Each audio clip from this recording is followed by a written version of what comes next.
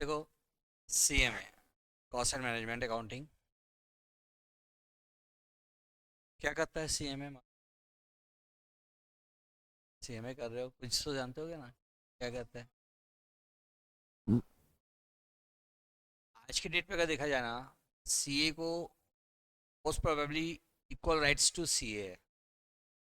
पहले नहीं था, लेकिन लास्ट 2-3 इयर्स में CA को, CMA को वो सारे काम करने के राइट्स मिल चुके हैं जो एक CA को करने के। बस एक दो नहीं है, जैसे ऑडिट, फाइनेंशियल ऑडिट नहीं कर सकता हो।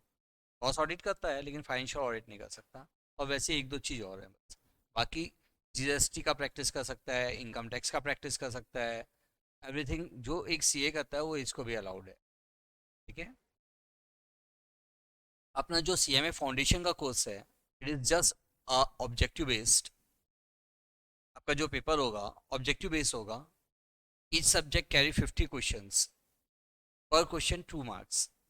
There is no negative marking for wrong question. सबसे बड़ा पॉजिटिव पार्ट है अपने लिए कि अगर कोई आंसर नहीं भी आता ना, लगता है कि इसका आंसर ये होना चाहिए, तो भी टिक करके आने का है, छोड़ने का नहीं है। क्यों? क्योंकि नुकसान तो कुछ हो ही नहीं सकता। होगा तो बेनिफिट होगा, नुकसान कुछ भी नहीं होगा। एकदम क्लियर कट कंसेप्ट है इसका। Got it. एक्चुअल में पहले तो सब्जेक्टिव होता था। कोरोना के कारण इसको ऑब्जेक्टिव स्टार्ट किया है, और उसके बाद से अभी तक ऑब्जेक्टिव ही चल रहा है। कोरोना चला गया लेकिन कंसेप्ट चेंज नहीं हुआ है। हाँ, जब तक ऑब्जेक्टिव आप लोग के लिए प्लस पॉइंट है। लास्ट ईयर अपने यहाँ से नियर अबाउट 32 स्टूडेंट ने अपेयर किया था, जिसमें से 28 ने क्लियर कर दिया था वेरी फर्स्ट अटेम्प्ट में। है ना। Just need a little bit practice. ज़्यादा, बहुत ज़्यादा कुछ नहीं चाहिए, रेगुलर प्रैक्टिस चाहिए। Got it everyone. एक बार मैं आपको सिलेबस दिखा देता हूँ, है ना।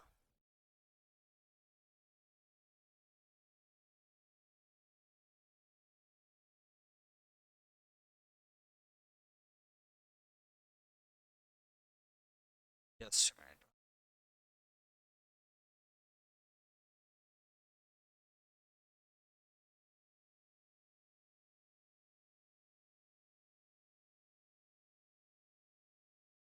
ये आपका सिलेबस है on your screen.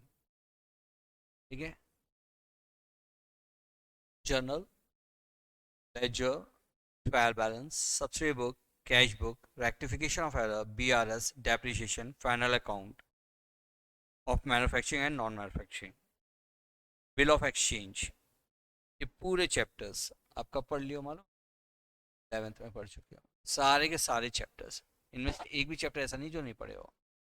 Then there is two new concept, joint venture and consignment.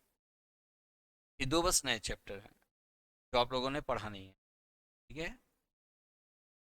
Then some important accounting terms, that is financial statement of non-profit organization, NPO। NPO भी 11th में आप लोग शायद पढ़े हो, है ना। और आप लोग नहीं पढ़े हो क्योंकि 12th से हटा दिया था लास्ट ईयर CBSE में से। ठीक है। Capital and revenue, it is a theory based concept. Contingent assets and liabilities, ये भी एक थ्योरी बेस्ड कंसेप्ट है। और लास्ट अकाउंटिंग थ्योरी, ये भी थ्योरी चैप्टर है। अब ओवरऑल सवाल ये उठता है, सर इसमें से दैट इज मार्किंग कैसे है, यानी किसका वेटेज कितना है। तो ऑब्जेक्टिव बेस है, वेटेज कोई टीचर नहीं बता सकता। कब किसका ऑब्जेक्टिव बना के दे देगा कोई भरोसा नहीं है। For it, weightage is not possible scribe. ये मान के चलो कि BRS, rectification, final account, consignment, इनका वेटेज ज़्यादा होता है। क्यों? क्योंकि इनके प्रैक्टिकल क्वेश्चंस बहुत बनते हैं।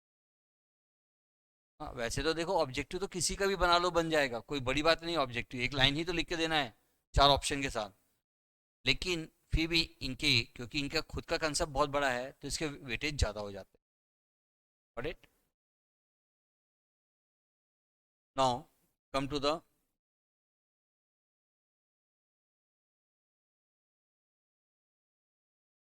very first chapter, journal।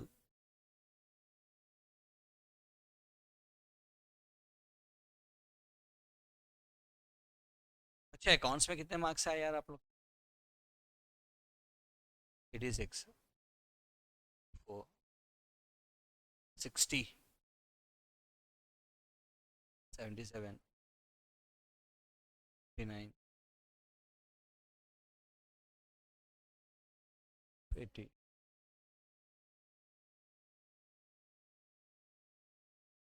चलिए, मेरा सब्जेक्ट इसलिए मैं उसका नंबर पूछ रहा हूँ। और मैथ्स वाले कितने हो? मैथ्स लेके ऑप्ट किए या पढ़ाई किए? 2 लोग बस, बाकी लोग मैथ्स नहीं लिए? मैथ्स है अभी ना, मैथ्स भी है आप लोग, ठीक है? What do you mean by accounting? Accounting क्या होता है ये जानने के पहले, और अकाउंटिंग की ज़रूरत क्यों फील हुई ये जानना ज़रूरी है। अकाउंटिंग क्या होता है ये जानने के पहले अकाउंटिंग की ज़रूरत लोगों को क्यों फील हुई ये जानना बहुत ज़रूरी है। अकाउंटिंग की ज़रूरत क्यों फील हुई है कि हमें अकाउंट मेंटेन करना चाहिए, इस बात की रिक्वायरमेंट क्यों फील होती है लोगों को? फाइनेंशियल मैनेजमेंट के लिए, ताकि हम अपने रिजल्ट्स को जान सकें। देखो, इंसान अपने लाइफ में 2 प्रकार की एक्टिविटी करता है, economic activity and non economic activity. Economic activity means those which is done to earn livelihood, वो एक्टिविटी जो हम पैसा कमाने के लिए करते हैं, that is called as economic activity. What is non economic activity? अपने personal satisfaction, love and affection के कारण जो एक्टिविटी हम करते हैं, that is called as non economic activity. तो नॉन इकोनॉमिक एक्टिविटी का हिसाब रखते हो क्या? मैंने तेरा 3 बार मदद किया, तू एक भी बार नहीं की, ऐसा करते हो क्या? वो तो आप अपनी इच्छा से कर रहे हो, राइट? आपको सेटिस्फेक्शन मिलता है करके कर रहे हो। लेकिन अगर मेरे को कोई बोल दे इस स्टूडेंट को पढ़ाना है, ये पैसा नहीं देगा, पढ़ा पाऊंगा क्या मैं? क्योंकि मेरी आदत क्या पड़ गई है, पैसे के लिए पढ़ाना। मैं एक आध को पढ़ा दूँ, अगर फाइनेंशियल रिक्वायरमेंट उसकी यानी ऐसी है कि फाइनेंशियल स्थिति नहीं है, तो मैं एक आध को पढ़ा दूँ, चलो। लेकिन कब पढ़ाऊंगा?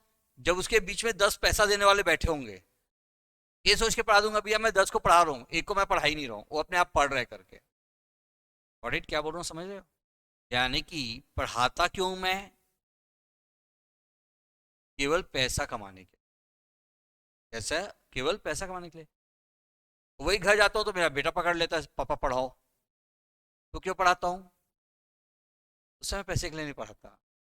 लव एंड अफेक्शन मेरी ड्यूटी है, भाई मेरा बच्चा है, it is my duty to make him educated. तो उसको मैं पढ़ाता हूँ, अपनी ड्यूटी के कारण पढ़ा रहा हूँ, इसलिए नहीं कि वो मेरे को पैसा दे देगा करके। Got it? आगे समझ में?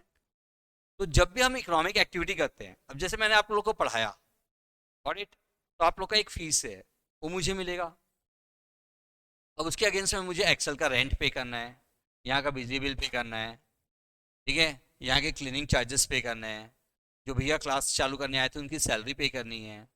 ये सब पे करने के बाद मेरे पास कुछ बचा या नहीं, खुद के लिए भी कुछ बचा या नहीं, ये मुझे कैसे पता चलेगा?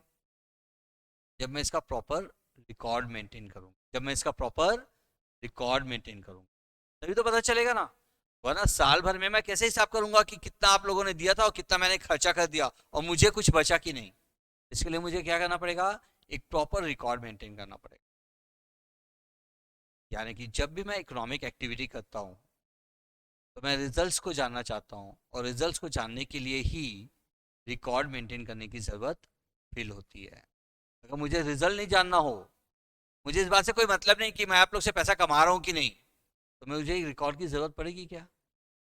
क्या ज़रूरत है मेरे को रिकॉर्ड की? जितना आपने दिया होगा, मेरे को क्या करना? जितना खर्चा हुआ होगा, मेरे को क्या करना?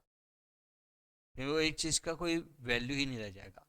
तो अकाउंटिंग की ज़रूरत कब फील हुई? जब हम इकोनॉमिक एक्टिविटी कैरी करें, तो हम रिजल्ट जानना चाहते हैं, और रिजल्ट जानने के लिए अकाउंटिंग। तो देखो, इकोनॉमिक एक्टिविटी क्या होता है, समझ में आ गया?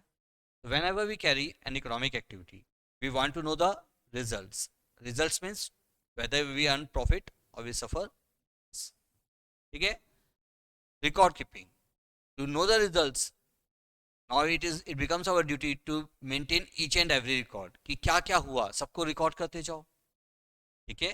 After a particular period of time, all the book of accounts are closed and results are determined. एक पर्टिकुलर पीरियड के बाद हम रोज एक एक ट्रांजेक्शन के बाद रिजल्ट निकालने नहीं बैठते। रिजल्ट्स कब निकालते हैं? एक पर्टिकुलर टाइम पीरियड के बाद, जनरली इट वी से 12 months, that is accounting period के बाद। Got it? Accounting systematic record of transaction, classifying it, summarizing it, analyzing it, and interpreting results thereof is called accounting. What is accounting? Systematic record of transaction, business transaction. Business transaction को proper way में record करना ही क्या कहलाता है? Accounting. Clear? Accounting process. Accounting करते समय हम किन किन स्टेप से गो थ्रू होते हैं? पहला, सोर्स डॉक्यूमेंट. जब भी कोई ट्रांजेक्शन होता है उसके अगेंस्ट कोई ना कोई बिल, रिसिप्ट या इनवॉइस क्रिएट होता है. तभी तो पता चलता है ना हमने माल खरीदा या माल बेचा, या पैसा आया या पैसा गया. तो जब भी कोई ट्रांजैक्शन होगा उसके अगेंस्ट क्या क्रिएट होगा? Source document. तो अकाउंटिंग चालू कहां से होती है? सोर्स डॉक्यूमेंट से. उन सोर्स डॉक्यूमेंट से हम सबसे पहले किस बुक में रिकॉर्ड करते हैं ट्रांजैक्शन को? जर्नल में. सोर्स डॉक्यूमेंट की हेल्प से हम जर्नल में एंट्री पास करते हैं. फिर जर्नल की हेल्प से हम क्या बनाते हैं? लेजर. फिर लेजर से ट्रायल बैलेंस, और ट्रायल बैलेंस के बाद फाइनल अकाउंट. और final account help us to determine the results. Got it? Clear? Explain accounting process. सबसे पहला, सोर्स डॉक्यूमेंट और वाउचर.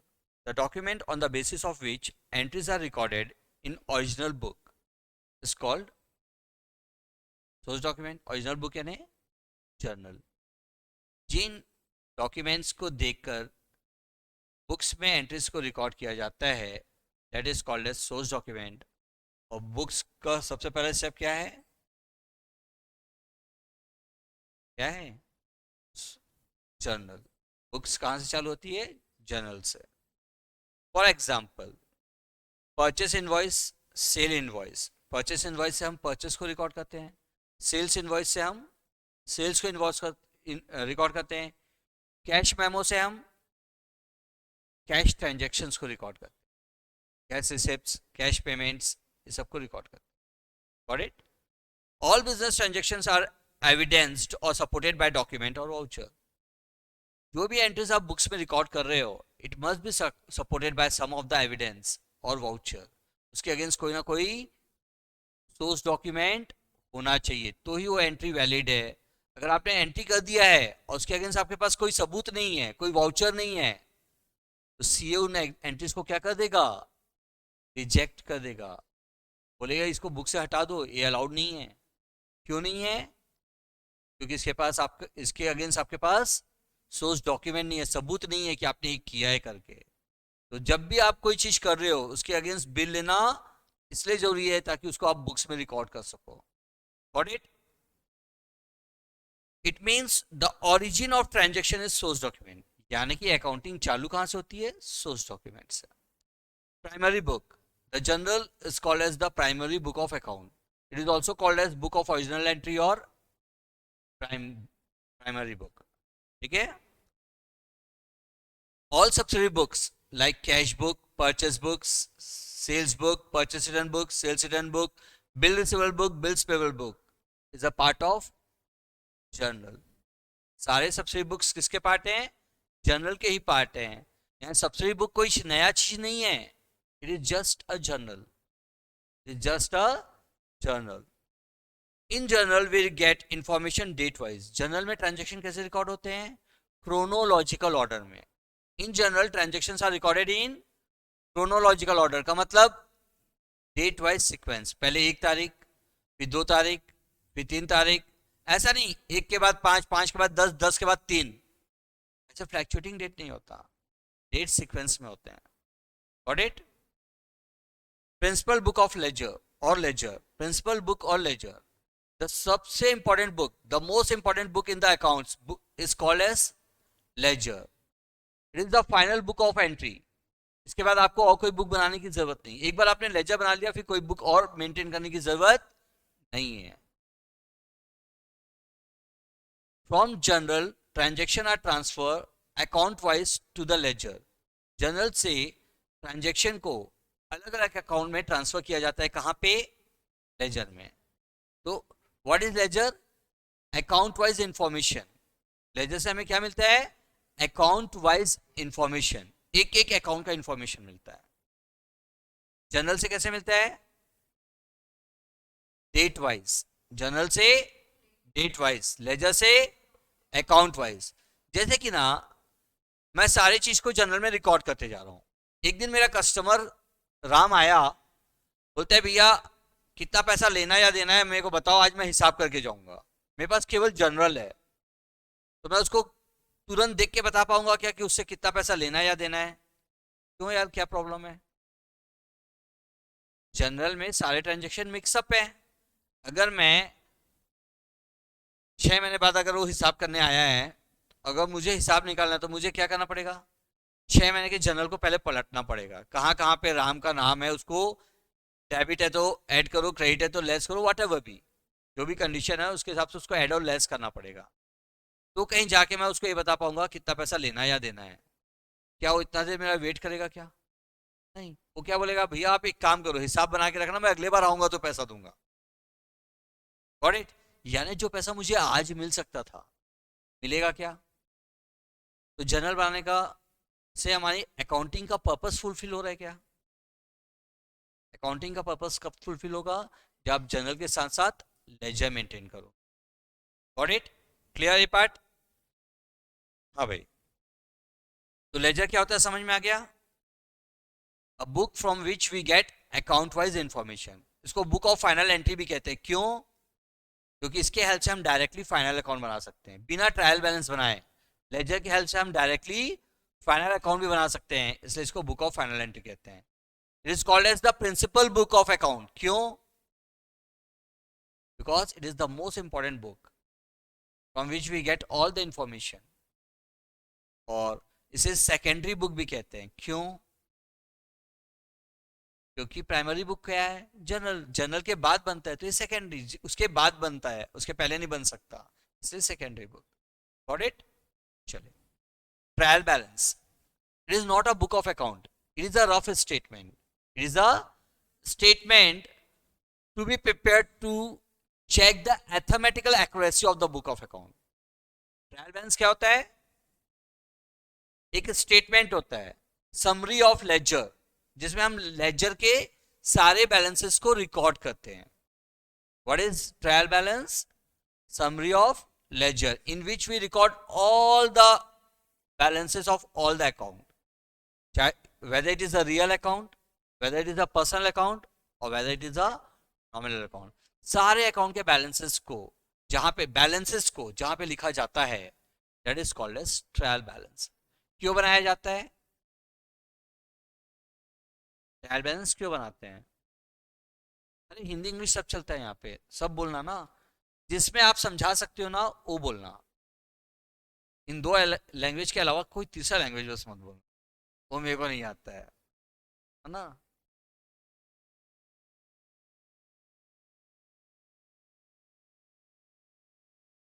हमारे बुक में कोई मिस्टेक तो नहीं हुई है जनरल बनाते समय या लेजर बनाते समय? हमसे जनरल या लेजर बनाते समय कोई मिस्टेक तो नहीं हो गई है? इस बात को चेक करने के लिए मैं क्या बोला था, to check the arithmetical accuracy of book of account.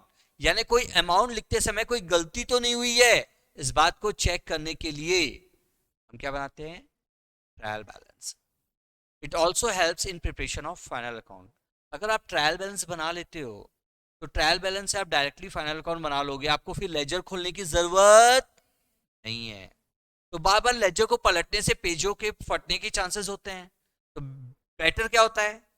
Trial balance बना लो, ताकि बार बार लेजर को टर्न ऑफ ना करना पड़ेगा। Got it? Clear? Next, final account. Final account consists of two parts: income statement and position statement. What is income statement? Which help us to determine whether the firm is earning profit or suffer loss. Through income statement, we come to know about the results of earning and losses. What is position statement?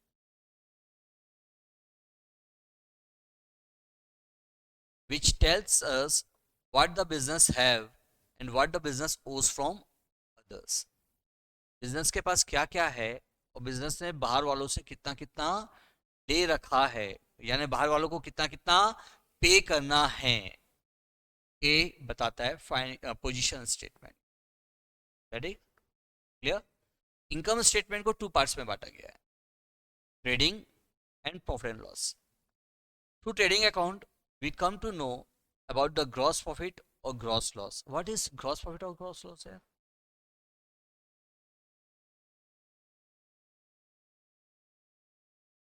Sales minus COGS. GP क्या होता है? Sales minus COGS. Ratio analysis में पढ़ के आ रहे हो ना अभी, sales minus COGS, net sales minus COGS equal to GP. का मतलब है कि अगर हम माल को खरीदें और उसको एज इट इज बेच दे बिना कोई कन्वर्शन किए, तो उससे हमें कितने का प्रॉफिट हो रहा है या लॉस हो रहा है, ये जानने के लिए हम बनाते हैं ट्रेडिंग अकाउंट। और बिजनेस के अदर एक्टिविटीज को भी अगर उसमें मर्ज कर दें, तो उससे के बाद हमें प्रॉफिट हो रहा है या लॉस हो रहा है जानने के लिए हम बनाते हैं प्रॉफिट एंड लॉस अकाउंट। तो बिजनेस में खाली माल खरीदना और बेचना बस नहीं होता। जैसे कि आपको ट्यूशन पढ़ाना है तो खाली आपसे फीस लेना और मेरा पढ़ाना इज नॉट इनफ। उसके लिए रूम चाहिए, रूम का किराया पे करना पड़ेगा, बिजली बिल पे करना पड़ेगा, क्लीनिंग चार्जेस पे करना पड़ेगा, स्टेशनरी के खर्चे होंगे, बहुत सारी चीज होते हैं। तो उन सबको भी अगर मैं शामिल कर लूं, उसके बाद मुझे प्रॉफिट हुआ या लॉस हुआ, इसके लिए हम बनाते हैं profit and loss. Got it? Clear?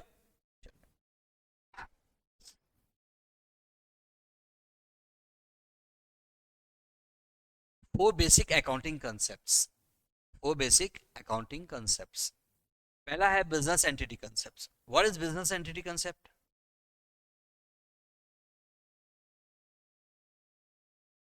Business और businessman are two different identity.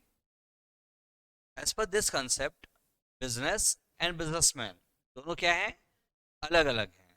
We record all the transaction from the view point of business. हम जो कुछ भी रिकॉर्ड मेंटेन कर रहे हैं किसके ध्यान में रखते थे कर रहे हैं? बिजनेस। क्लियर? ठीक है। That's why the personal transaction of the businessman are not recorded in the book of account. इसी कारण से बिजनेसमैन के जो पर्सनल ट्रांजेक्शन होते हैं, मम्मी घर के लिए सब्जी लाई, पापा रिकॉर्ड करते हैं बिजनेसमैन, भाई पैसा तो पापा ही देते हैं ना, लेकिन पापा उसकी एंट्री करते हैं क्या? या 500 रुपए का सब्जी आया, 200 रुपए का पेपर बिल पे किए घर का, 1500 रुपए काम वाली को पे किए, is it recorded in the book of account? नहीं। क्यों? Because it is the personal transaction of the family, not a business transaction. Got it? यही कारण है कि बिजनेस में केवल बिजनेस के ट्रांजेक्शन को रिकॉर्ड किया जाता है, मालिक के पर्सनल ट्रांजेक्शन को रिकॉर्ड नहीं किया जाता। Because of this concept only the capital contributed by the owner are treated as, मालिक जो पैसा लगाता है उसको हम क्या मानते हैं? अपनी लायबिलिटी मानते हैं कि एक ना एक दिन जब बिजनेस बंद होगा तो हमें इतना पैसा मालिक को लौटाना पड़ेगा, we have to refund it on that date. Got it? चलिए, सेकेंड, पीरियोडिसिटी कंसेप्ट को जानने के पहले first tell what is going concern concept. Going concern concept, anyone?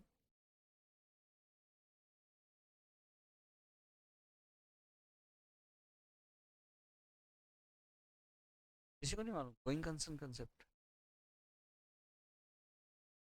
11th में तो है। As per this concept, it is assumed that the business goes on ever and ever. It cannot be closed down in near future. इस concept में ये मान्यता होती है कि ये जो बिजनेस है ये साल दर साल चलता रहेगा, आने वाले समय में बंद होने वाला नहीं है। ऐसा मानने से अकाउंटिंग में कोई फर्क आ जाएगा क्या? ऐसा मान लेने से अकाउंटिंग में कोई फर्क आ जाएगा क्या? बिल्कुल आएगा। जैसे कि मैंने मशीन खरीदा, मैं एक मशीन खरीदा, मान लो ये लैपटॉप खरीदा, अपने बिजनेस के लिए खरीदा हूँ, मैं टीचर हूँ, पढ़ाने के लिए खरीदा हूँ मैं, लेकिन अगले साल मेरे को मालूम है मेरे को ये नौकरी छोड़ना है, मेरे को ये लैपटॉप काम नहीं आएगा, तो ये लैपटॉप मेरे लिए क्या है? एसेट्स है या एक्सपेंस है? एक्सपेंस हो जाएगा, क्योंकि इसका बेनिफिट मेरे को केवल एक ही साल मिलेगा, उसके बाद तो मेरे लिए कोई यूज का नहीं है। वही अगर मैं मानूं कि मेरी नौकरी जो है यहाँ पे पक्की है, मेरे को साल 10 साल यहीं पे पढ़ाना है, तो एसेट्स है, because it gives benefit for more than one accounting year. वो खर्चे जो एक ही साल में बेनिफिट देते हैं, they are called as revenue expenses. वो खर्चे जो कई साल तक बेनिफिट देते हैं, they are called as capital expense. तो गोइंग कंसर्न कंसेप्ट के बेस पे ये डिटरमाइन होता है कि खर्चा जो है वो रेवेन्यू एक्सपेंस है या कैपिटल एक्सपेंस है, क्योंकि उससे बिजनेस की लाइफ पता चल रही है आपको।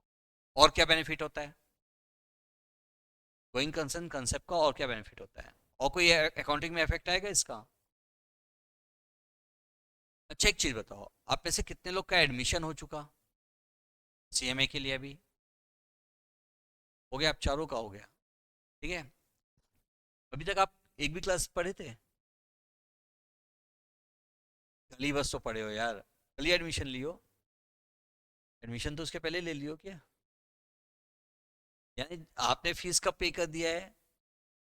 जब आपने एक भी क्लास डेमो भी नहीं देखा था, तब से आपने फीस पे कर दिया। मैं क्या समझाना चाह रहा हूँ, ध्यान से समझना, ठीक है। एक भी क्लास डेमो भी नहीं देखा था, तब से फीस पे कर दिया। Got it? क्या बोल रहा हूँ? किस बेसिस पे कर दिया? ये आगे पढ़ना ही है। अब मैं आज अकाउंट्स का डेमो लेने आया हूँ आप लोग का, ठीक है। लेने नहीं देने, sorry.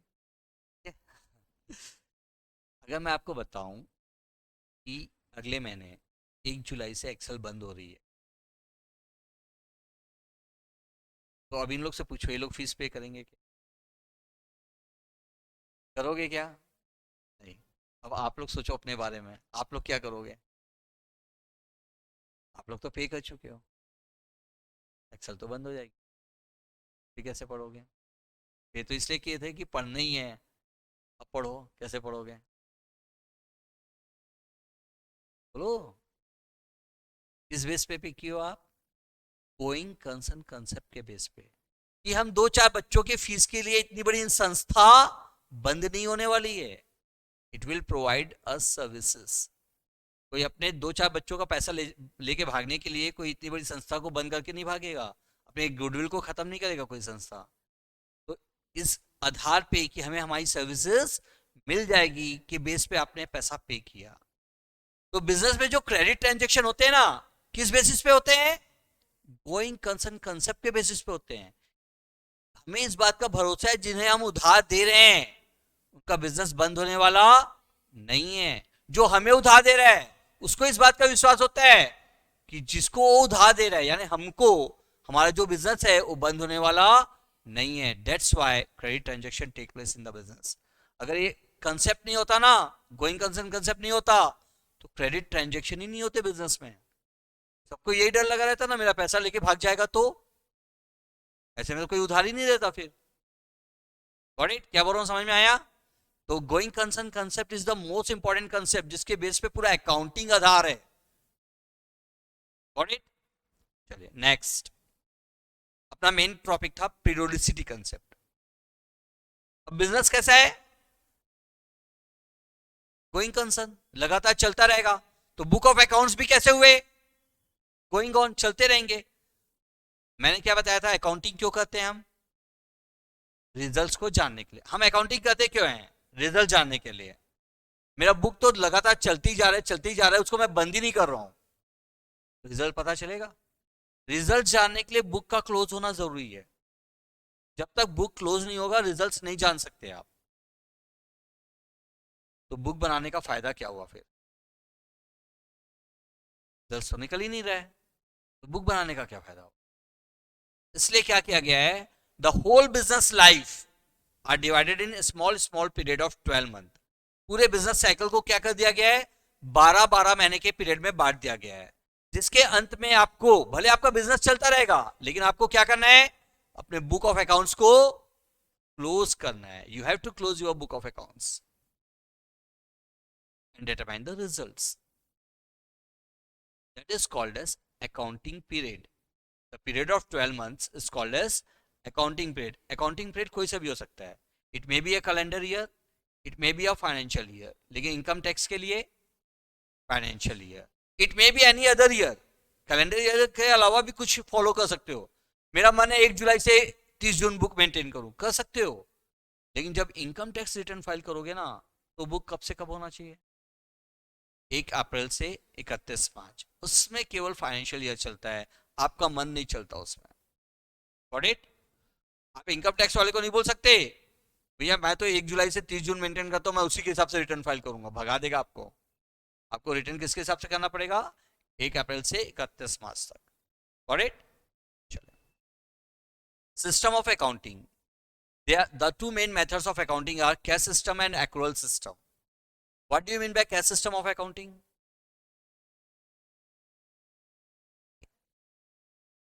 Cash based transactions are recorded. If cash are receipts, it is recorded. If cash is paid, it is recorded. Under cash system of accounting, only cash transactions are recorded. It means credit transactions are not recorded. Clear? Second, accrual concept. Accrual, ACCURAL, or you can say mercantile system of accounting. क्या होता है?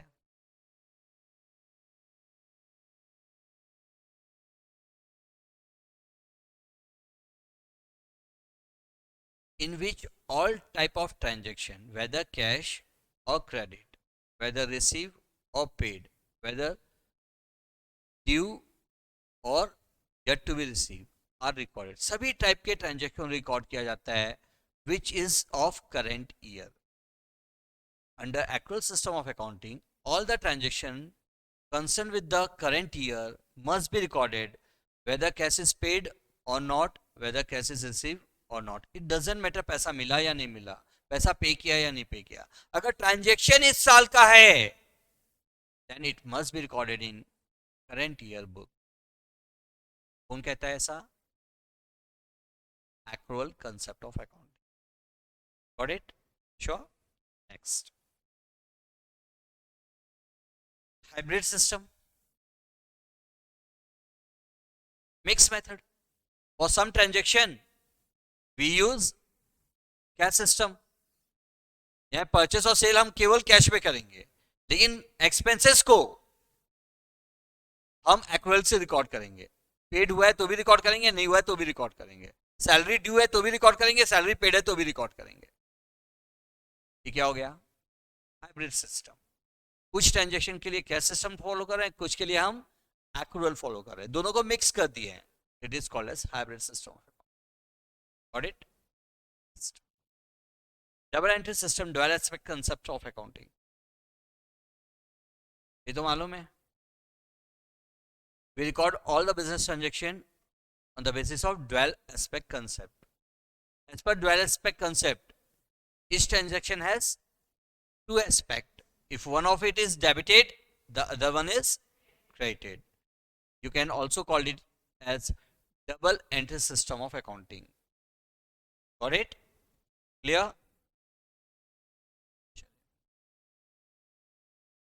Double entry system को सबसे पहली बार किसने किया था? Described लुका पैक्यूली, ठीक है, वैसुली। और इनका जो बुक था जिसमें इन्होंने इस मेथड को डिस्क्राइब किया था सबसे पहली बार, उस बुक का नाम क्या है? डी क्यूम्यूटरी, ठीक है। ये बुक कौन से सब्जेक्ट का था? अपन को लगता है अकाउंट्स पढ़ रहे हैं तो अकाउंट्स का था, नहीं था बिल्कुल। मैथमेटिकल मैथ्स, मैथमेटिक मैथ्स की बुक थी, उसमें एक चैप्टर डाला था उन्होंने, double entry system of account, जिसमें उन्होंने पहली बार इस मेथड को प्रॉपर्ली डिस्क्राइब किया था कि बिजनेस में जो भी ट्रांजेक्शन होते हैं उनके दो एस्पेक्ट होते हैं, एक अगर डेबिट होता है तो दूसरा क्रेडिट होता है, ठीक है। What do you mean by debit and what do you mean by credit? Debit और क्रेडिट का क्या मतलब होता है? डेबिट जिसको पैसा देना रहता है, क्रेडिट जिसको पैसा लेना रहता है, दैट्स ऑल। डेबिट और क्रेडिट यही होता है। हाँ,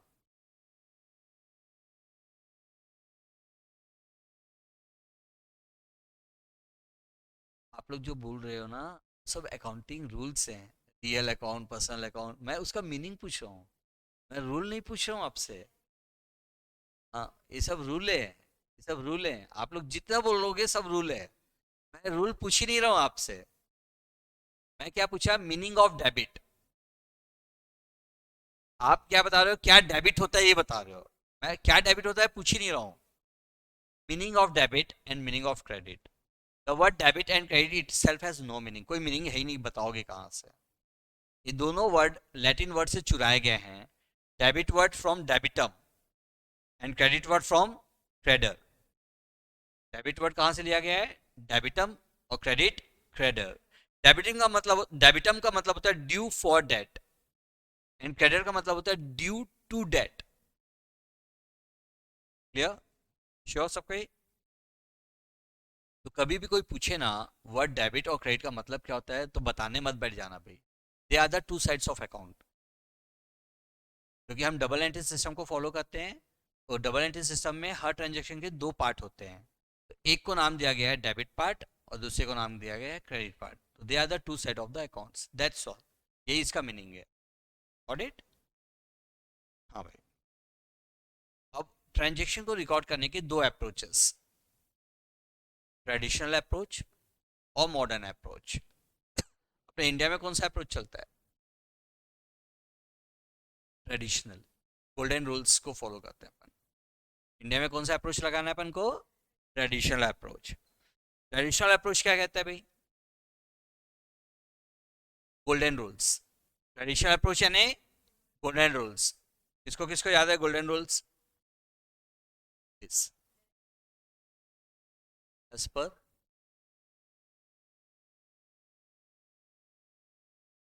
वो तो बताया ही नहीं ना आपने, सीधा रूल बता दिया। Personal account, debit the receiver, credit the giver.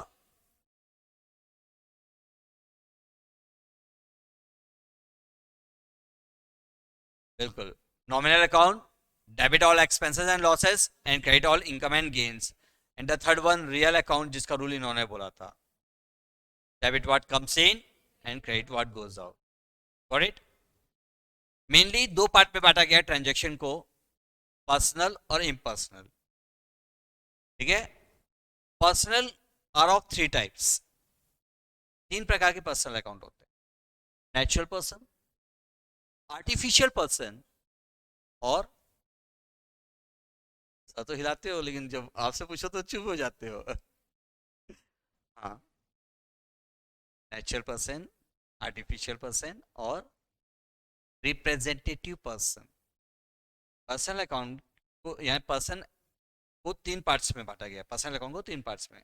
कौन कौन से, artificial, real and representative. Representative, got it. Okay. Natural person यानी हम सब जो बैठे हैं यहाँ पे, हम ही नेचुरल है। आर्टिफिशियल पर्सन यानी Excel education institute, state bank of India, axis bank, LIC of India, कोई भी संस्था,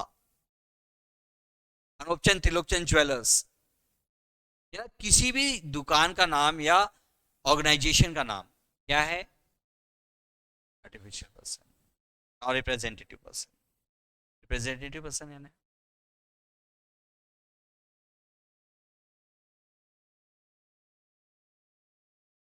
रिप्रेजेंटेटिव पर्सन यानी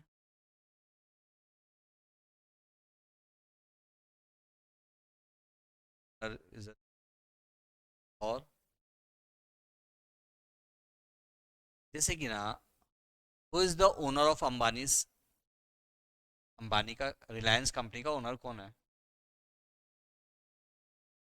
सॉरी अंबानी का ओनर बोल दिया। Who is the owner of Reliance, Ambani.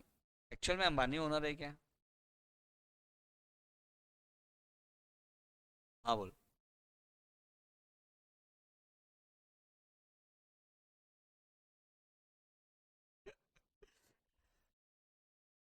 हाँ, is the owner of company, Reliance company.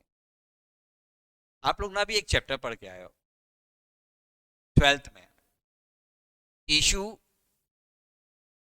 Of share. अब याद आया, who is the owner of the company? Share holder होते हैं भाई ओनर. तो why we call Ambani as the owner of Reliance? हम अंबानी को क्या बोलते हैं क्यों ओनर है? क्योंकि मैक्सिमम शेयर अंबानी के पास है, 51% शेयर अंबानी के पास है. यानी कि वो अकेला डिसाइड कर लेता है कि मेरी कंपनी को क्या करना है. हम लोग से पूछते ही नहीं है. पैसा हमसे भी लिया है लेकिन हमसे पूछते ही नहीं है कि भैया ऐसा कर लूं क्या. हमारी जरूरत ही नहीं है उसको. ऑडिट. हम भी ओनर हैं लेकिन हमारी कोई इंपॉर्टेंस नहीं है क्योंकि हमारा जो कंट्रीब्यूशन है वो एकदम नॉमिनल है. ऑडिट क्या बोल रहा हूँ समझ रहे हो?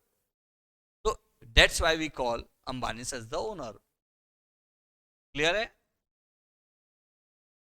तो अंबानी ओनर है, ये बात तो क्लियर हो गया. हाँ. अब मान लो आज रिलायंस कंपनी के 10 इंपॉर्टेंट मीटिंग है जिसमें से 3 ऐसे हैं जो नए प्रोजेक्ट्स को लेकर है और 7 ऐसे हैं जो रेगुलर मीटिंग्स के तौर पे हैं. अब ओनर कौन है? मुकेश अंबानी. यही है ना? तो मुकेश अंबानी क्या ये 10 मीटिंग को खुद अटेंड कर लेगा? वो क्या करेगा? जो 3 नए प्रोजेक्ट वाले हैं उसको ज्यादा प्रेफरेंस देगा. उसके बाद समय बच गया तो एक आध पुराने को देख लेगा और बाकी को शेयर होल्डर नहीं मैडम, बाकी कंपनी के अदर डायरेक्टर्स को डेलीगेट कर देगा भी इन मीटिंग्स को आप अटेंड कर लो. तो जो व्यक्ति रिलायंस कंपनी के बिहाफ पे उस या अंबानी के बिहाफ पे उस मीटिंग को अटेंड करेगा वो क्या कहलाएगा? रिप्रेजेंटेटिव ऑफ अंबानी कहलाएगा ना. सेम वैसे ही अकाउंट्स में भी रिप्रेजेंटेटिव अकाउंट होता है जो किसी दूसरे व्यक्ति को रिप्रेजेंट करता है. What is representative in accounts? तो कैपिटल एंड ड्राइंग्स, ये दो वर्ड इसके लिए यूज करते हो आप. ओनर, भाई ओनर का नाम नहीं लिखते ना. ये तो पढ़ के आए हो 11th में कि हम सब इंसान का नाम लिख सकते हैं. किसका नाम नहीं लिख सकते? ओनर का नाम नहीं लिख सकते. जब भी ओनर पैसा लगाता है आप क्या लिखते हो? और निकालता है तो word capital and drawing represent the owners account. Clear है? और कोई रिप्रेजेंटेटिव अकाउंट होता है क्या इसके अलावा? और कोई रिप्रेजेंटेटिव अकाउंट होता है? होता है. When any suffix or prefix is added to the nominal account, when any suffix or prefix is added to the nominal account, it becomes representative personal account. कोई एग्जांपल? जब नॉमिनल अकाउंट में कोई suffix या prefix लग जाए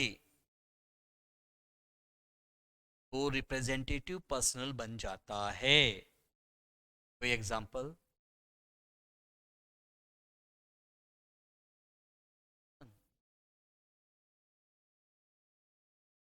drawing तो normal है ही, वो तो मैं बता दी ना. कैपिटल और ड्राइंग तो है ही. मैं क्या बताया? नॉमिनल. नॉमिनल अकाउंट के साथ, नॉमिनल अकाउंट यानी सैलरी वेजेस के साथ कोई वर्ड ऐड हो जाता है. एग्जैक्टली अब आए आप लोग पॉइंट पे. क्या? आउटस्टैंडिंग, प्रीपेड, एक्रूड, अनअर्न्ड, ये जो चारों एडजस्टमेंट हैं ये चारों क्या हैं? Representative personal account. सैलरी देना बाकी है किसको? राम को, श्याम को, घनश्याम को. किसी पर्सन को रिप्रेजेंट कर रहे हैं ना. That's why it is a representative personal account. Got it? Modern approach of accounting, sorry impersonal. Impersonal के 2 पार्ट, रियल और नॉमिनल. रियल और नॉमिनल. अकाउंटिंग रूल्स तो बता ही चुके हो आप लोग. नाउ आ जाओ modern approach. Modern approach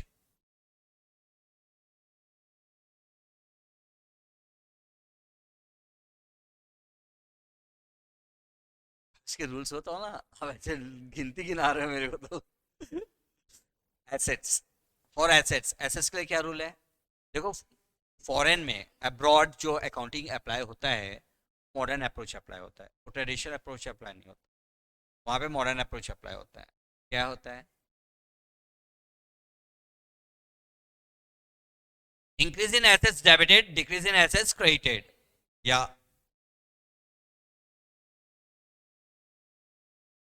increase in expenses debited, decrease in expenses credited.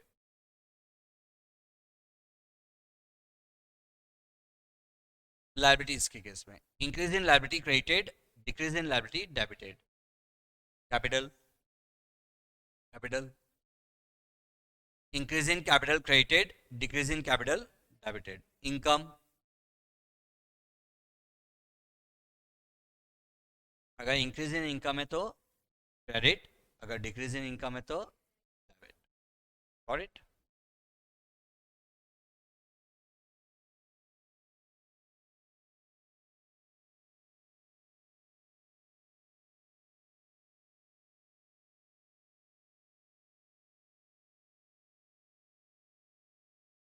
What is an accounting equation approach or modern approach? Accounting equation क्या कहता है? Asset is always equal to capital plus liability. Asset is always equal to capital plus liability. Assets means total asset, that is fixed assets plus current assets. Equity, equity means owner's fund or net worth or capital. Capital means amount invested by owner of business. Since capital is affected by expenses and income of revenue nature, there are two more categories of account: expense and income. The difference between income and expense are taken into capital account. The expenses will be deducted from capital and the income will be added to capital. Or you can say income minus expense, that is profit, will be added to the capital. Clear? Okay. Liability. Liability means outsider liability. That is what the business have to pay to others except owner. Owner is the internal liability. And outsider liabilities में क्या आते हैं? वो सारे other liability जो owners के अलावा किसी को पे करना है, creditor, bills payable, bank OD, bank loan, whatever be. Got it? Clear?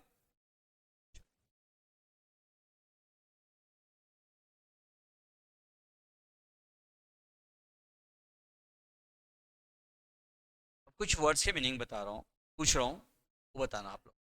ठीक है? टर्नओवर,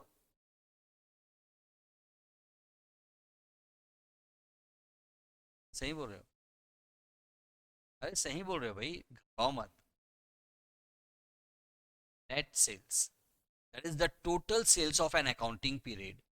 एक 12 महीने के पीरियड में जो एक कंपनी जितने रुपए का माल बेचती है, that is called as turnover. Live stock,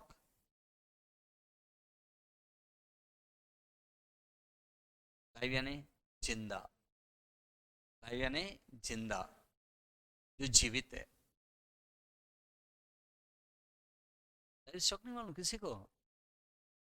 हाँ हाँ हाँ, सही बोले, सही बोलो, बोलो जो से किस है.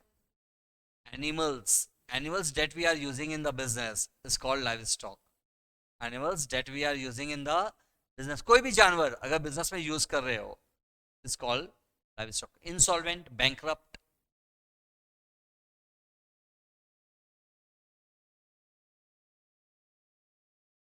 when the liability of a person exceed his assets, जब किसी इंसान की उधारी के संपत्तियों से ज्यादा हो जाती है, that is he is not in a position to pay off his debt even after selling all his assets. अपना सब कुछ बेच के भी वो अपना उधार पे करने की पोजीशन में नहीं है, he is called as insolvent. Bank bad debts, डूब गया. सही है, डूब गया, एग्जैक्टली exactly. कैसे डूब गया? That is due to insolvency. Debtors के इंसॉल्वेंसी के कारण हमारा जो पैसा अब डूब गया, जो रिकवर नहीं हो पाएगा. irrecoverable amount due to insolvency of the debtor is called bad debts. The irrecoverable amount due to insolvency of debtor is called bad debts. अब मीनिंग समझ में आया? डेटर के इंसॉल्वेंट होने के कारण हमारा जो पैसा डूब गया उसे कहते हैं बैड डेट्स। ये डेटर्स क्या होता है यार?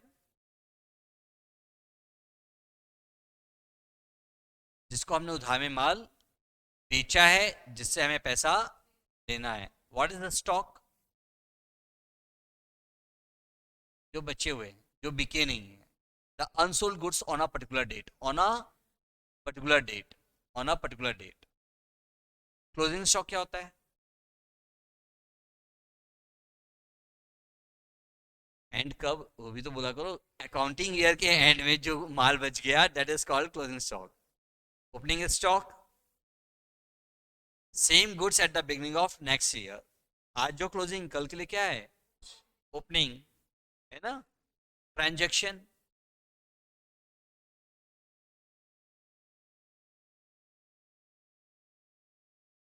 पैसे का लेन देन। पैसे का लेन देन नहीं, ऐसा कोई भी लेन देन, ऐसा कोई भी लेन देन जिसका वैल्यू आप मनी के टर्म्स में बता सकते हो, इट्स कॉल्ड ट्रांजेक्शन। ऐसा कोई भी लेन देन, पैसे का लेन देन यानी जब पैसा आया तो रिकॉर्ड करो, जब पैसा गया तो रिकॉर्ड करो, यानी क्रेडिट को आप छोड़ रही हो फिर। लेकिन एक्रूअल तो बोलते हैं ना रिकॉर्ड करो। तो और मेन मेथड कौन सा है मालूम? एक्रूअल।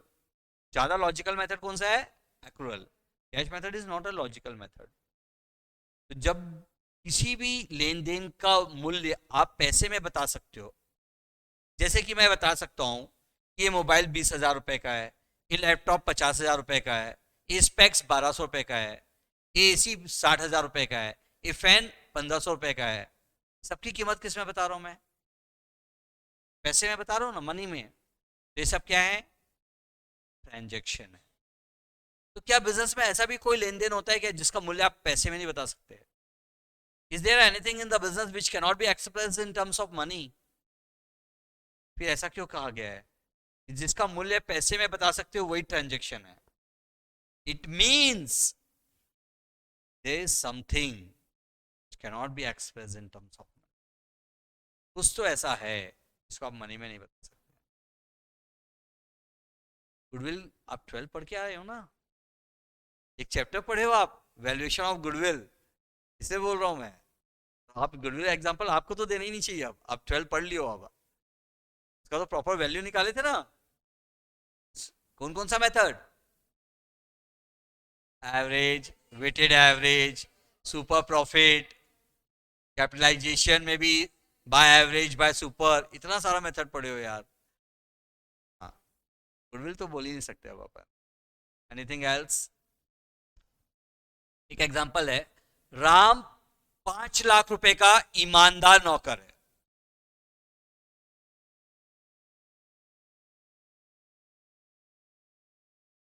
राम 5 लाख रुपए का ईमानदार नौकर है। पहले तो ये बताओ इस सेंटेंस में क्या गलती? गलती है तो सबको ही जानते हो।